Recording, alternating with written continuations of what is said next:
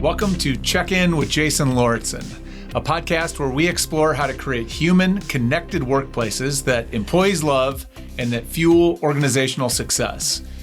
Now, today I have a special episode for you because it's Christmas week. And at least at the Lauritsen household, we celebrate Christmas. And so it seemed like an appropriate week to do something special, to maybe give you a gift, perhaps. I know maybe it'll be a gift for me.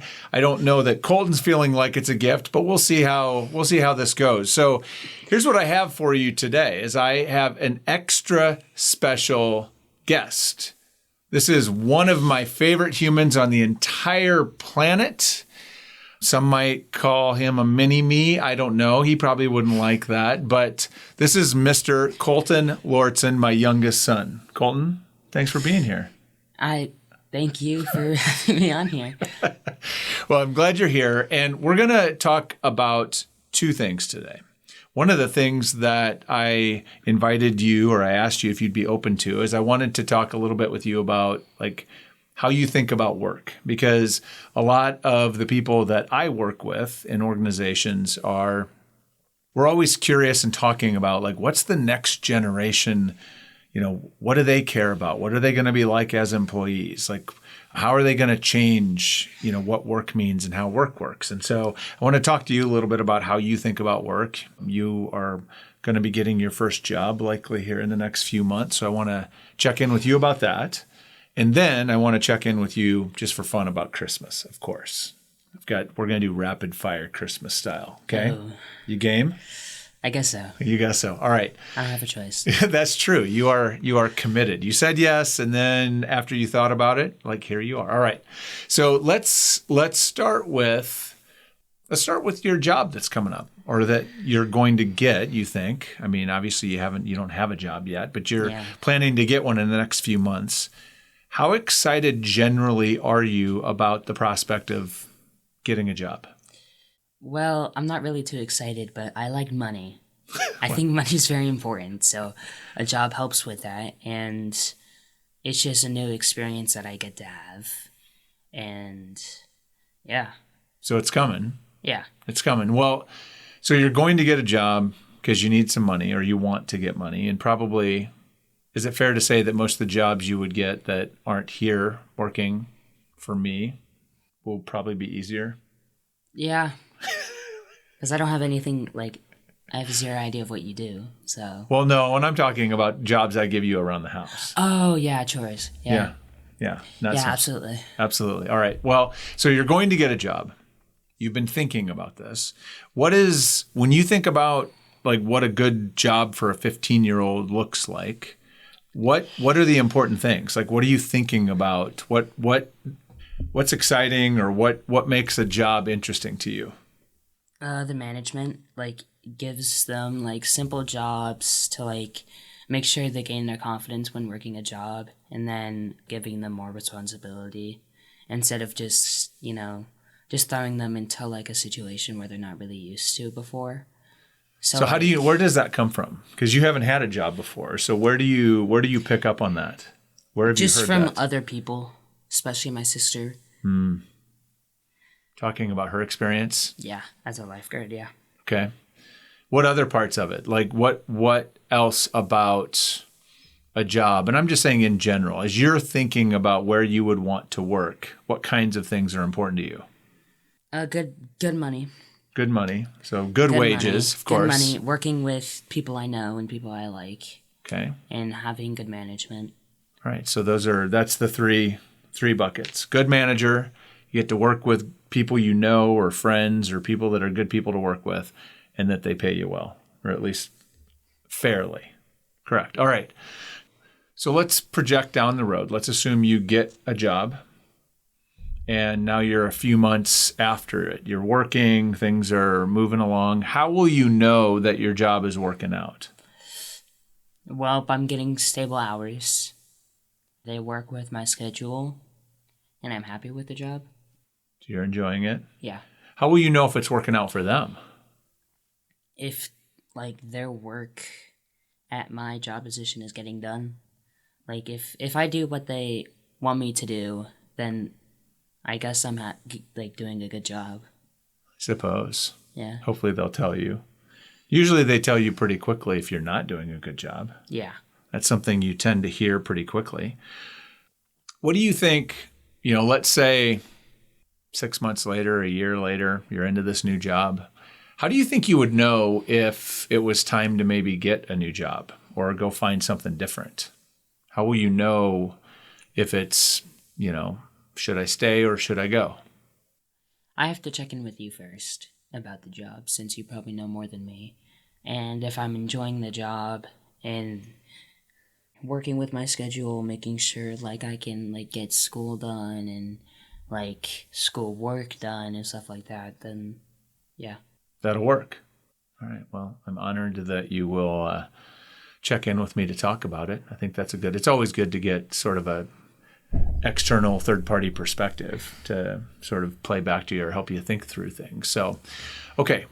So that's near term, right? That's your first job that's coming up. I want to pick your brain a little bit about how you think about just sort of some things, like if we zoom back out and we think into the future, sort of when you start thinking about once you maybe come through college and you're getting jobs and you're working in jobs at that point in your life, your grown-up jobs, I guess. When you think about it, when you think about that, what does it, in your mind, what does it look like to have a job? What does that mean? What kinds of things come to mind for you? Are there images? Are there ideas about... an office worker. Okay.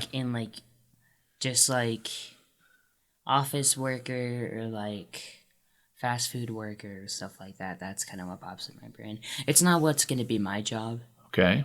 Because I'm going to shape what I'm going to do, but... So what does that look like? When you say shape what you're going to do, what does that mean? Is that... Make my own opportunities and start my own business. Right out of school, you think? Not right out of school. I'm probably going to... Since one of my friends wants to open a car wash and an auto shop, maybe help him build that up, and then maybe start my own business with that backbone of money. Interesting. So what is it about? What do you think? Let's talk about the difference between having a job, working for someone else, right? Taking a job after school or after college, working for someone else, and working for yourself, having your own business. What's the difference? Why would it be more appealing to work for yourself? Because you can shape what happens with the business. If you're working for someone else, you can only do their work. You can do your own work if you have your own business. So less freedom, less flexibility, what is it? You can have more power and flexibility when you're working over it, and I think it'd be more enjoyable to know what you're gonna work, what you want to work. You kind of you're somewhat in charge of what you do when you are working for yourself. Yeah. Okay. So obviously something about just the experience of working for someone else or working in an office job or working in an organization doesn't appeal to you. What specifically about it is it? Is it only that you don't get to pick what you work on or have more control on that, or is there more to it than that? So wait, what do you mean? Well, I mean, when you think about if you were to go to work for someone else, right? So you took a job, I don't know, it doesn't have to be an office job. It could be any kind of job working for someone else. Is there something specifically about working for someone else or working for an organization that doesn't appeal to you, or is it just that owning your own business sounds more interesting? I feel like just owning my own business sounds more interesting to me. Interesting. So it's not necessarily negative. It's just... Yeah. All right. That's fair. Nothing negative against a public job. It's just having that own business just seems more appealing to me. Okay. Well, so let's say early on out of school, you weren't in a position to own your own business, right? So you were going to have to go to work for someone else, get a job working someplace or for someone else. What do you think what do you think constitutes a good job at that point? In your mind, you've interacted with lots of people that have jobs. Almost all the grown-ups in your life have jobs. Teachers have jobs. Everybody, they have jobs that they do. What is the difference between a good job and maybe a bad job or a not as good job? If the job you're working at helps you pay like bills and stuff, helps you pay for like your essentials and your needs, and if you're enjoying the job, if that's really like what you really want to do. Okay, so you can pay your bills and take care of the things that matter to you. You're making enough money to make a living, and you enjoy it. It's not a miserable thing every day. Those are the two big things. All right. So what do you think? And I don't know, maybe you don't have an answer for this, but when you say enjoy it, is it just about the work that you do? Is it where you work, who you work with? Is there anything that comes to mind for you about what that would mean? I mean, enjoyment is mostly all of those things. Like if you like working in that type of job, and if you like working with the people at your job and stuff like that. That all helps. It's kind of like probably being on, like your experience being on a team, right? Sports teams. Some teams you liked, some teams you didn't like. There's a big difference between the two. What do you think was the biggest difference when you think about teams?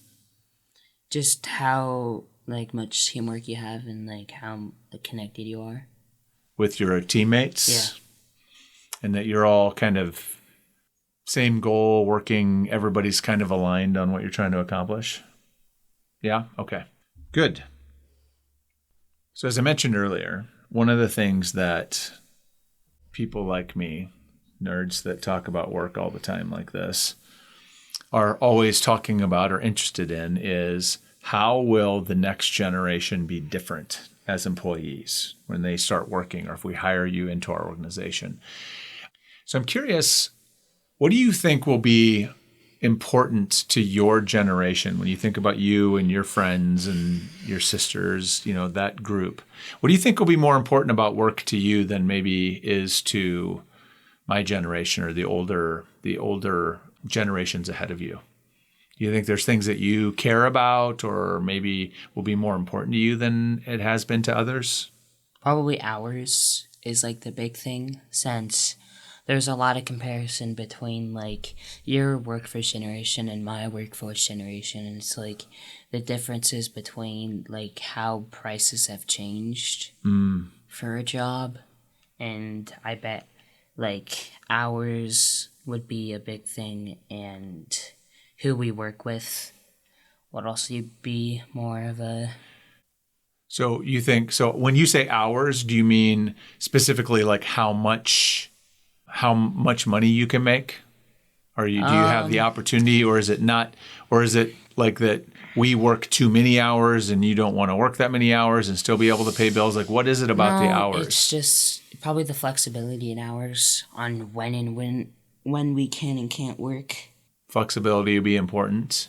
Yeah. And then you said who you work with. You think like the people knowing who you're going to be working with, or getting to know, sort of understanding who you're going to be working with before you even take a job will be important? Or will it be the ability to make friends once you're there? Like, what does that look like? What do you mean? Just ability to work with others would be a big thing in this next generation, because we're really like type of social generation. And so I think like having people that we could know and be good friends with there would be a big thing. Okay. I think that'll be surprising to some people, because oftentimes the older people like to talk about your generation as like that you somehow aren't as interested in social, or all you do is sit on your devices. And so it's interesting that you say that you think it's even that much more important for your group. Do you think that is because you do play video games and you're on your devices and digitally connected, but maybe it makes it even that much more important that when if you are going to work together in teams or come together in a group, that it's good people that you like, and maybe that's where your friends are going to come from? Yeah, I actually do think that, because like sitting on our devices is like not really to the extent of what like forces us what we can and can't do for a job because we can always sit down the device. At least I can. Sure. Yeah. And it's important to have relationships, right? Being able to connect with people. All right, last question is about this. What do you think when you think about how, right? If you think about how you work or how you will work in the future, what do you think will be different in terms of how your generation will show up to work and do work and be able to accomplish work than sort of how we do it today? I feel like just in like a different scenario that we'd be getting up to work later, like later from like the morning and the afternoon, and then working more into the night, like 11 o'clock to midnight. So you want more flexibility on when you work. What do you think about how? Do you think there are tools or ways that you think about work or ways you get things done that are different than maybe the way, my generation does or the generation between us? Yeah, I think it depends on the job though. I suppose. But what in general? Like if you're using Like technology, let's working- say. Like if you're working in like NVIDIA or Microsoft and stuff like that. Yeah.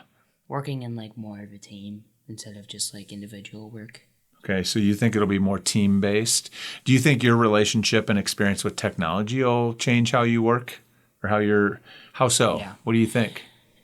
I think that we would be relying more on technology to do our work. And I'm not saying like AI and stuff like that, but like just technology in general to help us do our work. Yeah, and even if I think about even with like video games and how like you can communicate and collaborate and cooperate with friends or people you don't even know inside of a video game to accomplish a goal, whereas that is not the kind of thing that my generation knows how to do. You do that very naturally, so that'll be a really interesting thing to see how you bring that to the workplace. Well, thank you for allowing me to. I know this is the kind of stuff I think about all the time that you don't think about all the time, which is why, like I said, nerd, this is what I do. You don't have to do that, thankfully, every day. But thank you for coming in and talking to me about that. So let's do some fun stuff quickly. Let's talk about Christmas. Okay. Way more fun than talking about work, right? Yeah.